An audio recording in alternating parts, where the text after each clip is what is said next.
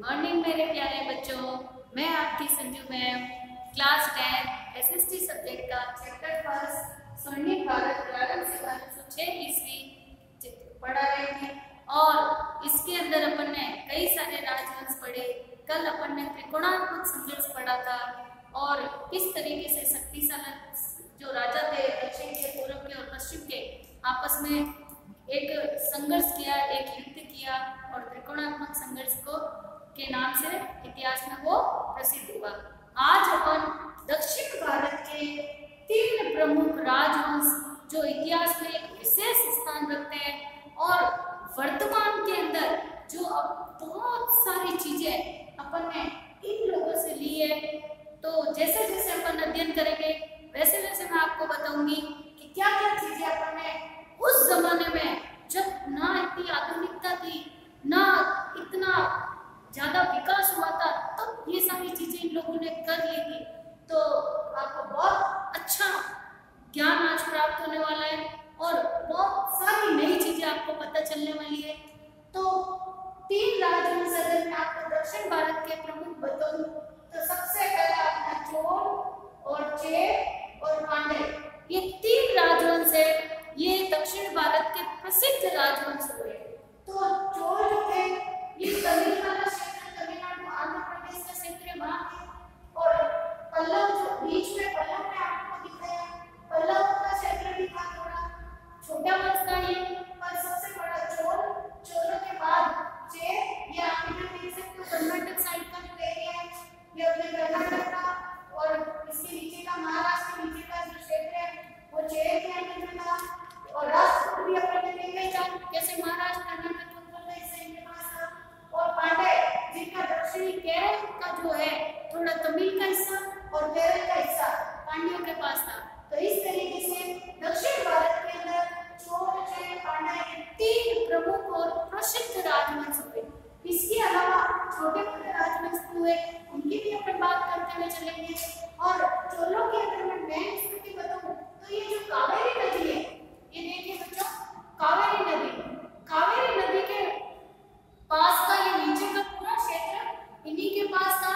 हालांकि इन्होंने अपने साम्राज्य का विस्तार बहुत आगे तक किया था, उसकी अपन चर्चा करेंगे। पर एक मेन स्थिति थी जहाँ से ये उत्पन्न हुए, जहाँ इन्होंने अपने राज्य की स्थापना की, तो वो क्षेत्र यहाँ पर तमिलनाडु, जिसको अपन आज चेन्नई कहते हैं, वो उस स्थान पर इनका स्थान जो है उत्पन्न हुए। अब बात करेंगे तो क्यों ना चोल साम्राज्य की सबसे पहले बात कर ली जाए। तो आज हम जो टॉपिक लेने वाले हैं वो चोल वंश या चोल साम्राज्य की अपन बात करेंगे। और ये इतिहास में इतनी इन्होंने समृद्धि की, इतना विकास किया, और आज जो आधुनिक काल में भी अपन इनकी योजनाओं को, इनके कार्यक्रमों को, इनके किए गए कार्य को अपनाए हुए हैं और देश के विकास में एक बहुत बड़ा योगदान वो दे रहे हैं। तो अपन बात करते हैं चोल वंश की। तो चोल वंश जो है सबसे पहले दक्षिण भारत के अंदर इलम चेनी हुए, उसके बाद में कलिकाल हुए, कलिकाल के बाद विजयालय हुए, विजयालय के बाद आदित्य हुए, आदित्य के बाद परांतक फर्स्ट हुए, परांतक सेकंड हुए, फिर राजराजा फर्स्ट हुए, फिर राजेंद्र फर्स्ट हुए, फिर राजेंद्र सेकंड हुए, फिर वीर राजेंद्र हुए और कुलोत्तुंग सेकंड हुए, जो 1133 से लेकर 1150 तक जो है शासक रहे। इसके बाद में जो ये चोल वंश है ये कमजोर पड़ने लगा और धीरे धीरे इनकी सत्ता कमजोर हुई और एक दिन ये बिखर के समाप्त हो गए। तो कि किस तरीके से वहां तक हुआ, क्या हुआ, ये धीरे धीरे अपन आगे अध्ययन करेंगे और आपको पूरी जानकारी दूंगी। और क्या इनकी खासियतें थी उनकी अपन बात करेंगे, क्या इनकी कला संस्कृति थी, कैसे इनके समाज थे, आदि आदि बातें अपन करने वाले हैं। तो शुरू करते हैं अपन यहाँ से। यह प्राचीन दक्षिण भारत के 3 प्रमुख राज्यों में से एक था। 3 राज्य मैंने अभी भी बताया आपको, चोल, चेर और पांड्य। ये इतिहास में दक्षिण भारत के 3 राज्य जो है ये राजवंश हुए, उनको इस तरीके से बोला जाता है। उनमें से एक प्रसिद्ध राजवंश है ये चोल, और ये आंध्र प्रदेश और तमिलनाडु के क्षेत्र में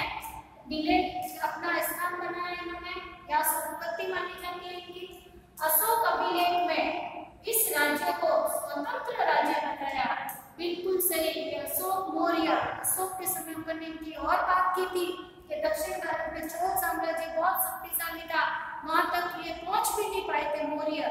तो इस तरीके से अशोक का अभिलेख मिला दक्षिण भारत में, उसमें ये बताया गया कि ये एक स्वतंत्र राज्य था, मतलब इसके ऊपर मौर्य अधिकार नहीं कर पाए थे।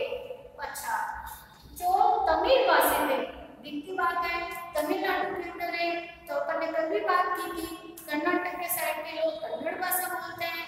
इसी तरीके से तमिल साइड के तमिलनाडु जिसको अपन कहते हैं चेन्नई कहते हैं, उस स्थान पर तमिल भाषी तमिल बोलते थे और आज भी बोलते हैं। जैसे हम उत्तर भारत के अंदर हिंदी बोलते हैं, वैसे तमिलनाडु में आप चले जाओ, चेन्नई में चले जाओ, वहाँ तमिल ही बोलेंगे आपको। इसके अलावा यहाँ पर बहुत अच्छे साहित्य लिखे गए, जैसे मैंने आपको बताया था कि जो कन्नड़ के अंदर बहुत अच्छे साहित्य लिखे गए थे कर्नाटक साइड में, उसी तरीके से तमिल के अंदर, तमिलनाडु के अंदर भी इतने ज्ञानी लोग हुए, इतने अच्छे लेखक हुए जिन्होंने बहुत अच्छे ग्रंथ लिखे और आज भी वो एक अपना विशेष स्थान बनाए हुए हैं। तो अपन बात करते हैं तिरुवनंतपुरम जो कुरल ग्रंथ है, इसकी रचना जो है, क्वेश्चन ये आएगा बच्चों कि कुरल ग्रंथ की रचना किसने की, तो तिरुवल्लुवर, ये एक व्यक्ति का नाम है। इन्होंने इस कुरल ग्रंथ की रचना की थी और ये तमिल भाषा का एक बहुत ही अच्छा उत्कृष्ट ग्रंथ है। उसके बाद में और इस ग्रंथ से भी अपन को इनकी पूरी जानकारी मिलती है चोलों के बारे में। तो ये जो कुरल ग्रंथ है ये तमिलों से संबंधित, ये चोलों से संबंधित ग्रंथ है। इसमें अपन को पांड्यों की भी, चेरों की भी, आदि राजवंशों की भी जानकारी प्राप्त होती है। चोलों की जानकारी प्रथम बार पाणिनि के अष्टाध्याय, देखो बच्चों अष्टाध्याय संस्कृत का बहुत ही उत्कृष्ट ग्रंथ माना जाता है। कहा जाता है कि यही है, इन्हीं ग्रंथों के द्वारा आज संस्कृत जीवित है, संस्कृत व्याकरण है। चाहे अपन कात्यायन की भारती जी लो, चाहे अष्टाध्याय, ये दोनों ग्रंथ संस्कृत का बेस है, जिसको अपन संस्कृत का व्याकरण कहते हैं। ये उन्हीं के द्वारा रचित है, ये वही ग्रंथ है। और सबसे पहले इन ग्रंथों में अपन को इस चोल वंश के साम्राज्य की जानकारी प्राप्त होती है। बच्चों यहाँ पे आपका एक इम्पोर्टेंट क्वेश्चन भी बन रहा है, लगातार मैंने आपको पहले कुरल ग्रंथ के बारे में बताया, उसके बाद में परीक्षा में ये भी आ सकता है अष्टाध्याय के लेखक कौन है, तो पाणिनि, और उसके बाद में वार्तिक के कौन है, तो कात्यायन जो है। इन्होंने ये संस्कृत भाषा के जो ग्रंथ है उसमें एक स्थान बनाया है। हालांकि इससे पहले तमिल में लिखे गए, पर बाद में इनको संस्कृत में भी अपना लिया गया।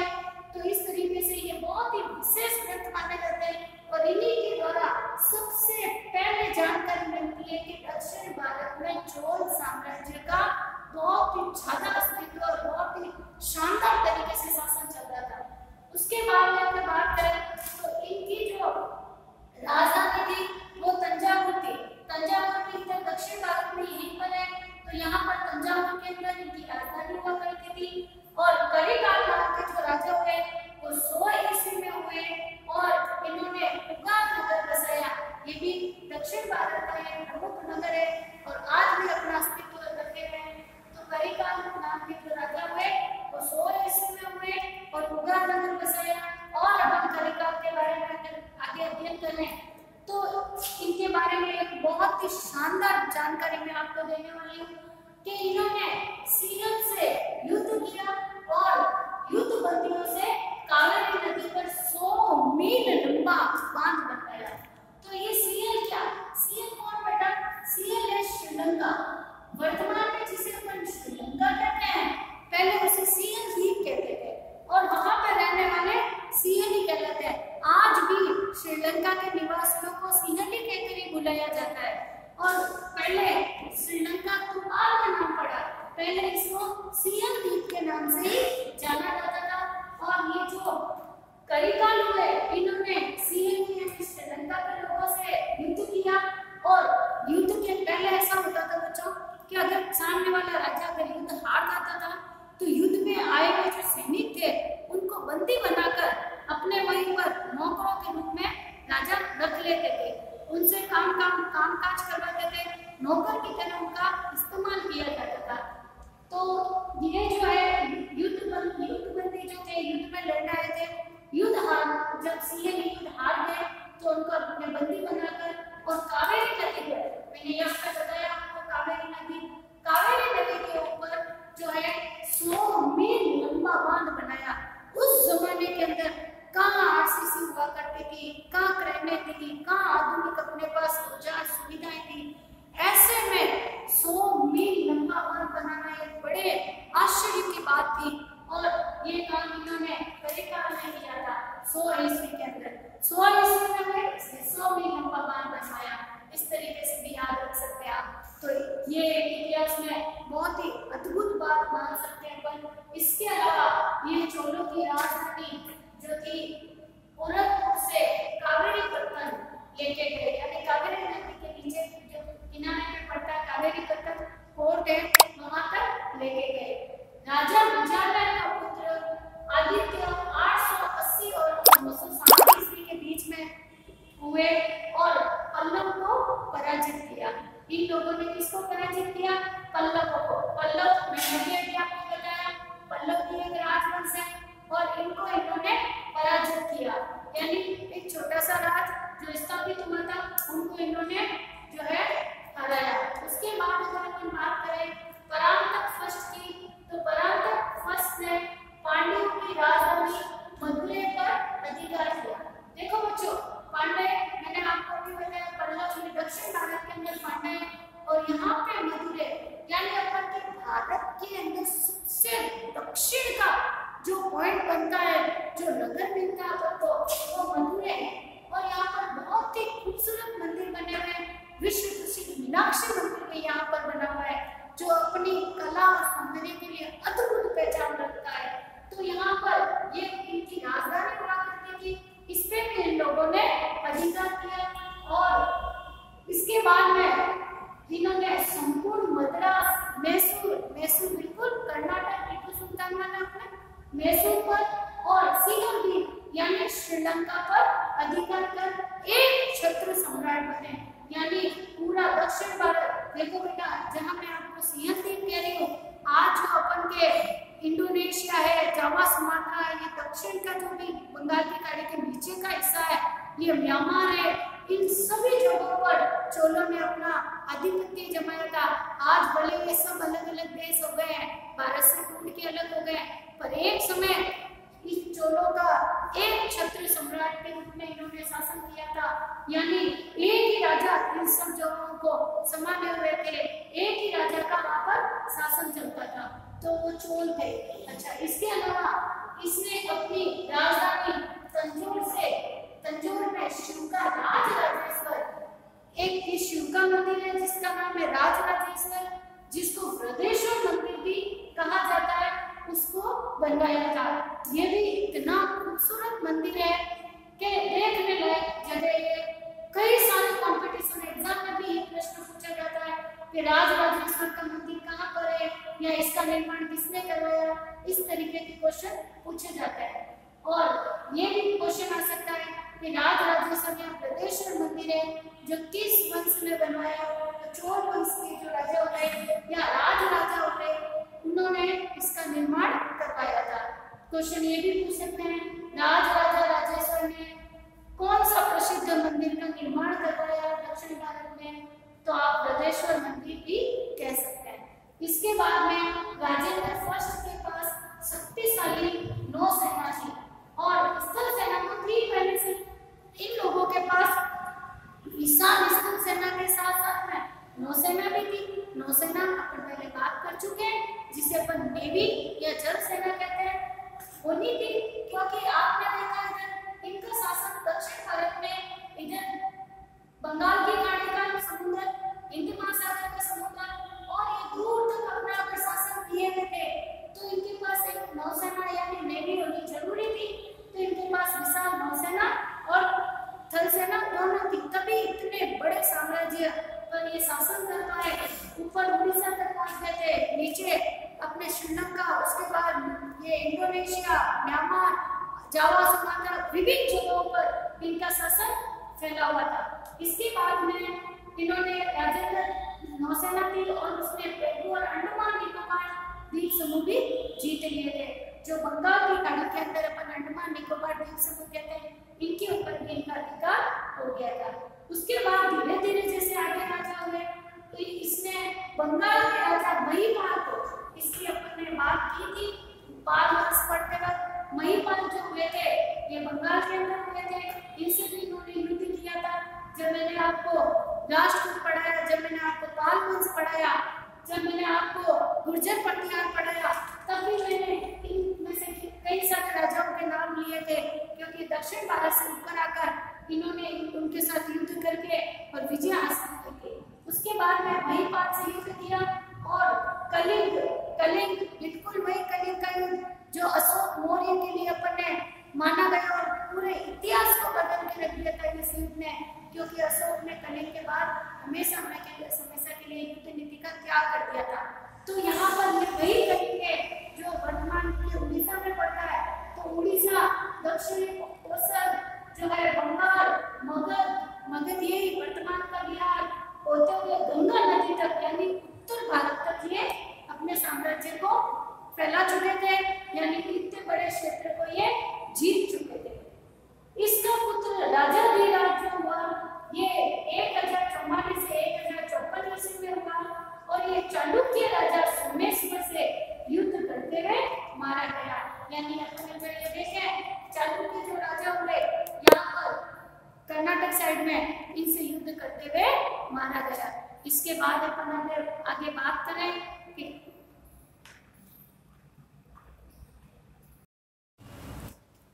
देखो बच्चों, अपन ने देखा राजेंद्र फर्स्ट में इस विशाल विजय के लिए कौन सी विजय जो उड़ीसा या गंगा के तट तक ये पहुंच गए थे, उस विजय के उपलक्ष्य में इन्होंने गंगे कोट की उपाधि धारण की थी। यहाँ पे भी आपका एक मोस्ट क्वेश्चन बनता है कि गंगे कोट की उपाधि किसने धारण की थी, तो राजेंद्र फर्स्ट ने। देखो बच्चों, आपके परीक्षा के अंदर चोल साम्राज्य से निबंधात्मक प्रश्न तो बनते ही बनता है, बहुत ही इंपॉर्टेंट है।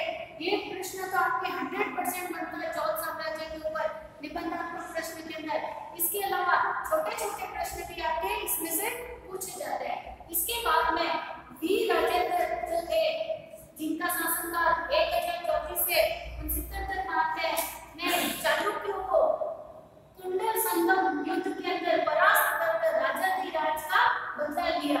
यानी जो राजेंद्र फर्स्ट के जो पुत्र थे ये राजाधिराज, इनकी आपको मैंने बताया था कि हत्या कर दी थी युद्ध के अंदर चालुक्यों ने, तो उसका बदला वापस उनके पुत्र जो थे कुंडल संगम युद्ध के अंदर उनको वापस लगाया और अपने पिता राजाधिराज का बदला लिया। किसने?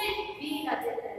उसके बाद अगर अपन बात करें यहाँ पर थोड़ा सा वंश के अंदर कुछ बदलाव आएगा। देखिए बच्चों, उत्तराधिकारी युद्ध हुआ, यानी जो बहुत सारे राजकुमार योग्य होते थे, एक राजा के कई सारे पुत्र होते थे और कौन योग्य है इसके लिए भी यानी राज सिंहासन के लिए भी उनके बीच में युद्ध करवाया जाता था। यानी जो विजय होगा उसको सिंहासन में बैठाकर राजगद्दी दी जाएगी। तो इस तरीके से इसको कहते थे उत्तराधिकारी युद्ध। यानी उत्तराधिकारी युद्ध के अंदर कुलोत्तुंग जो थे राजा बने, यानी कुलोत्तुंग उस उत्तराधिकारी युद्ध में जीते और फिर ये राजा बने। इनकी माँ जो थी ये चोल थी, यानी ये चोल राजकुमारी के पुत्र थे, पुत्र के पुत्र नहीं थे, ये चोलों के पुत्री के पुत्र थे, नवासे जिसको अपन कहते हैं। तो ये उनकी माँ जो थी वो चोल थी, चोल राजकुमारी थी और इनके पिता जो थे चालुक्य थे। यानी होता क्या है, पिता के राज गद्दी के ऊपर उनका पुत्र बैठता है। यहाँ पर चोल जो राजकुमारी थी इसका पुत्र और चालुक्य पिता का जो पुत्र था कोलुत्तुंग जो था, इसने नए वंश की स्थापना की। यानी जहाँ पर पहले चोल राजा का पुत्र राजा बन रहा था, यहाँ पर चोल राजकुमारी का पुत्र राजा बना और पिता चालुक्य। और नया जो वंश स्टार्ट हुआ था कोलुत्तुंग वंश के नाम से जाना गया और इसने करीब 40 वर्ष तक शासन किया। बाद में दोबारा चोल साम्राज्य के योग्य पुत्र आ गया है और उन्होंने वापस अपना आधिपत्य किया। उसके बाद में अगर हम बात करें चोल प्रशासन की, यानी वहाँ के शासन व्यवस्था किस तरह की थी, तो अब आपको जानकर बहुत अच्छा लगेगा कि वर्तमान में जो अपन ने चीजों को अपना रखा है वो उस समय इन लोगों के पास थी। तो अपन देखें चोल प्रशासन ग्राम पंचायत प्रणाली पर आधारित थी। जो आज वर्तमान में अपने गांवों में ग्राम पंचायत होती है, वहाँ की व्यवस्थापिका यानी वहाँ की व्यवस्था को संभालने के लिए, वहाँ के प्रशासन को संभालने के लिए ये चीजें चोलों के समय में प्रारंभ हो चुकी थी। वहाँ पर ग्राम पंचायत होती थी और संपूर्ण चोल साम्राज्य का 6 प्रांतों के अंदर बटा हुआ था, यानी 6 अलग-अलग प्रांतों में उसको बांटा गया था, जिन्हें मंडलम कहते थे। यहाँ पर बच्चों आपके प्रश्न आते हैं परीक्षा के अंदर कि चोल साम्राज्य, चोल राज्य जो प्रांतों में बटा था किस नाम से जाना जाता है, तो मंडलम नाम से जाना जाता है।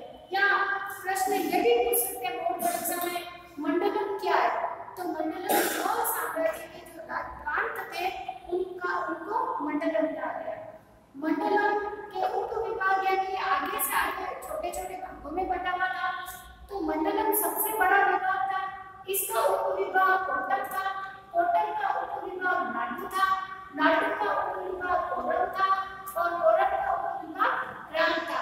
यानी अपन वापस ग्राम से आगे बढ़े तो ग्रामों से मिलकर कोरम बना था, कोरम से मिलकर नाटू बना था, नाटू से मिलकर कोटक बना हुआ था और कोटक मंडलम के अधिकार क्षेत्र में आता था। यानी ये सब मंडलम के अधिकार में, यानी सबसे जो मुख्यालय था वो मंडलम था, इसके अधीनस्थ ये सब कार्य करते। अच्छा, अब अगर हम बात करें अभिलेखों के अंदर इसकी जानकारी, तो नाटू की जो सभा थी, यानी इसका जो प्रशासन का जो बना हुआ था संगठन, उसको नाटक कहते थे और नगर की जो श्रेणियां यानी उप विभाग हुआ करते थे उनको नगरतार कहा जाता था। गांव के प्रतिनिधि हर वर्ष निर्वाचित होते थे।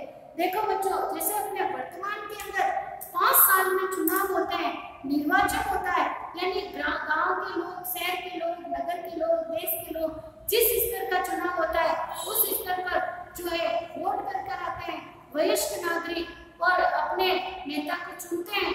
उसी तरह की व्यवस्था उस जमाने में देखने को मिलती है। उस समय तो हर वर्ष निर्वाचन होता था, अब तो फिर भी हर 5 वर्ष में करते हैं, खर्चा बचाने के लिए, व्यवस्था को संभालने के लिए। उस वक्त हर वर्ष एक नए निर्वाचन होते थे, नए प्रतिनिधि का चुनाव होता था और प्रत्येक मंडल को स्वायत्तता प्राप्त थी। स्वायत्तता का मतलब स्वतंत्र थे, यानी ये जो नाटू, कोरम, ग्राम, कोटक मैंने आपको बताया, ये अपने क्षेत्र में बिल्कुल स्वतंत्र थे, अपने क्षेत्र के निर्णय ले सकते थे, अपने क्षेत्र में विकास कार्यों में कहाँ पर कितना करना है, क्या करना है, ये सारी चीजों का निर्णय लेने का अधिकार इनके पास था। इसी को स्वायत्तता या स्वतंत्रता कह सकते हैं।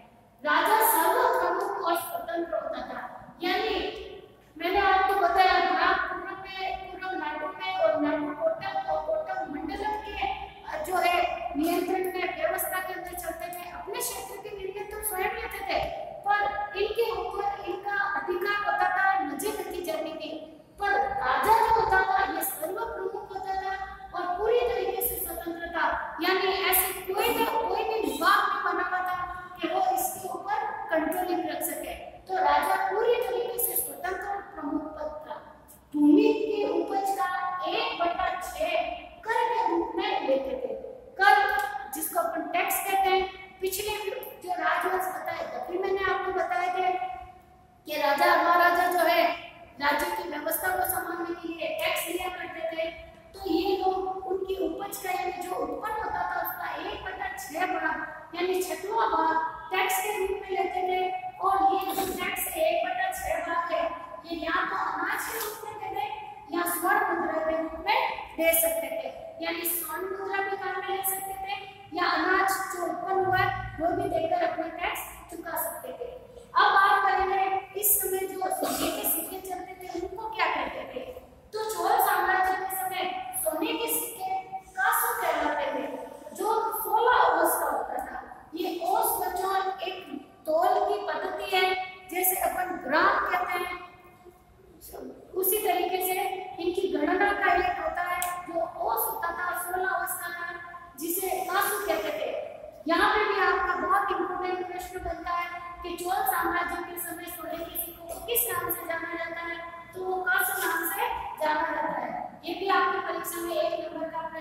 आ सकता है। देखो बच्चों, सोने के सिक्के चलाना यानी इससे अपन को पता चलता है कि कितने समृद्ध राज्य थे, इतने उच्च थे कि यहाँ पर सोने के सिक्के काम में लिए जाते थे। जितना समृद्धि होगा उतने वहां पर जो है उस तरह के सिक्के वहां पे काम में लिए जाएंगे। उसके बाद में इसके पास एक विशाल स्थल सेना और जल सेना भी थी। ये बात अपन पहले भी कर चुके हैं। चोलों के पास बड़ी विशाल स्थल सेना और जल सेना हुआ करती थी। इन्होंने सिंचाई के लिए बड़ी बड़ी परियोजनाएं बनाई। जैसे अपन वर्तमान में देखते हैं कई सारी जल परियोजनाएं, नदी के जल को रोककर उस पर बांध बनाकर और इस तरीके से जो है परियोजनाएं बनाते हैं। फिर उससे कई सारी अपन जो है नदियां निकालते हैं, विद्युत उत्पन्न करते हैं, जल विद्युत बनाते हैं, पर्यटन बनाते हैं, मछली पकड़ने का कार्य करते हैं, खेतों में पानी जो दिया जाता है। तो ये सारे काम जो है ये विभिन्न परियोजनाओं के द्वारा होते हैं। तो ये चीज अपन ने चोल साम्राज्य से सीखी। चोलों ने उस वक्त ये परियोजनाएं बनाना प्रारंभ कर दिया था। अब बात करेंगे अपन चोल कला की। तो चोलों ने द्रविड़ शैली के मंदिर बनवाए, यानी एक नई पद्धति इन्होंने स्टार्ट की थी, द्रविड़ शैली। मंदिर स्थापत्य इनके समय में बहुत अच्छा हुआ था। अब मैं आपको बता दूं ये द्रविड़ शैली होती क्या है। देखो बच्चों, ये इस तरीके से एक बड़े से चबूतरे के ऊपर पहले सबसे बड़ा चबूतरा बनाया जाता था जिसको मंडल कहते थे। इसके ऊपर वापस एक छोटा चबूतरा, यहाँ पर मुख्य मंदिर होता था। इसके अंदर जहाँ मूर्ति लगते थे इसको गर्भगृह कहते थे। इसके बाद में यहाँ पर आगे एक चौड़ी पट्टीदार एक रास्ता होता था, पास में इधर तालाब होते थे। फिक्स था, ये मंदिर का एक फिक्स पैटर्न है। इसके बाद में यहाँ पर एक बड़ा सा कोल में कम्युनिटी गेट बना हुआ था जिसको गोपुरम कहते थे और यहाँ पर पिलर्स बने होते थे। यहाँ पर मंदिरों की खास बात ये होती थी कि ये पिलर्स के ऊपर बने होते थे बहुत ही खूबसूरत तरीके से। इसके अलावा गेट के ऊपर बड़े बड़े शेर की मूर्तियां, सिंह बन रखे जाते थे और यहाँ पर एक छोटा सा जल स्रोत यानी तालाब भी हुआ करता था। तो इस तरीके के जो मंदिर होते थे इसको अपन द्रविड़ शैली कहते हैं। तो द्रविड़ शैली जो है इस तरीके की मंदिर वहां पर अपन को दक्षिण भारत में मिलेंगे अगर अपन जाएंगे देखने तो। इसके बाद में इस द्रविड़ शैली के सबसे खूबसूरत मंदिरों की बात करूं तो मीनाक्षी मंदिर जो मदुरई में आया हुआ, मैंने आपको बताया था दक्षिण भारत का सबसे नीचे का जो एक नगर है ये मदुरई है। और यहाँ पर मीनाक्षी मंदिर है जो अपनी कला के लिए अद्भुत माना जाता है। और तंजौर का वृदेश्वर मंदिर जो राजराजेश्वर फर्स्ट में बनवाया था। तो ये जो है द्रविड़ शैली के बहुत ही सुंदर नमूने हैं। इसके बाद में चोल युग की कांसे की बनी नटराज की मूर्ति। बच्चों, ये इतिहास में सबसे खास बात मानी जाती है कि चोल साम्राज्य के समय देखो बच्चों नटराज की मूर्ति, अभी मैं आपको बताऊं आपकी बुक के अंदर ये फोटो दिया हुआ है इस तरीके का। ये जो नृत्य करते हुए शिव की जो ये मूर्ति दिखाई गई है इसी को नटराज की मूर्ति कहा गया है। और कांसे की बनी हुई ये नटराज की मूर्ति चोल साम्राज्य की सबसे प्रमुख मूर्ति मानी जाती है जो कांसे से बनी हुई है। परीक्षा में यह प्रश्न पूछा जाता है नटराज की मूर्ति जो है किसके काल में बनी, चोल काल के अंदर। उसके बाद में नहर प्रणाली जो वर्तमान में नहर निकाली जाती है अपने जल को ले जाने के लिए, तो ये नहर प्रणाली भी अपन ने चोल साम्राज्य से प्राप्त की। इसके बाद में अगर आपके समाज की बात करूं तो चोल साम्राज्य में समाज जो है बहुत ही उत्कृष्ट था। महिलाओं को बहुत ज्यादा सम्मान दिया हुआ था और संपत्ति के ऊपर महिलाओं को भी अधिकार होता था, यानी पति के साथ साथ में महिलाएं भी संपत्ति की अधिकारी होती थी और इनके पुत्र राजा बनते थे। और उसके बावजूद भी बहुत सारी संपत्ति यानी उस क्षेत्र का कर वगैरह है वो जो है उन स्त्रियों को, उन रानियों को दिया जाता था। और जो महिलाएं होती थी वो बहुत अच्छे अध्ययन भी करती थी, कई सारे ग्रंथ भी लिखती थी। तो इस तरीके से अपन देखें तो इनका चोल साम्राज्य के समाज भी बहुत उत्कृष्ट था। तो ओवरऑल अगर हम बात करें तो ये चोल साम्राज्य भी का भी काल है स्वर्णिम काल की श्रेणी में आता है। ठीक है बच्चों, इस वीडियो में अपन ने चोल साम्राज्य का अध्ययन किया। नेक्स्ट वीडियो के अंदर अपन चेर, पांड्य, अन्य जो साम्राज्य जो बड़े दक्षिण भारत के वंश से उनकी बात करने वाले हैं। मेरे वीडियो को बहुत अच्छे से ध्यान से सुने, ध्यान से पढ़े, क्योंकि एक प्रश्न चोल साम्राज्य पे निबंधात्मक 100% परीक्षा में आएगा आपके। तो इस तरीके से मेरे वीडियो को लाइक करो, शेयर करो और ध्यान से नेक्स्ट वीडियो देखो।